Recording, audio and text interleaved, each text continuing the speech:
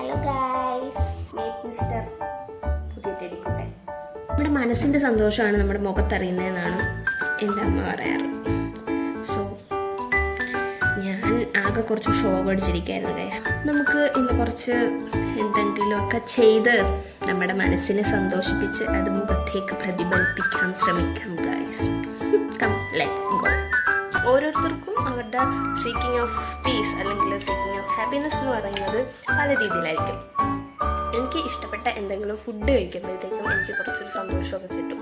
അതേപോലെ സമാധാനം കിട്ടുകയാണെങ്കിൽ എനിക്ക് കുറച്ച് ഒറ്റയ്ക്ക് ടൈം സ്പെൻഡ് ചെയ്യണം, ഒറ്റയ്ക്ക് എഴുന്നേറ്റ് നടക്കണം, കുറച്ച് പുറത്തേക്കൊക്കെ നടക്കാനൊക്കെ പോയി കഴിയുമ്പോൾ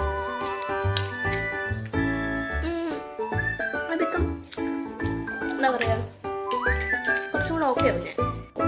ഇന്ന് നമുക്ക് കുറച്ച് സെൽഫ് കെയർ ഒക്കെ ചെയ്യണം.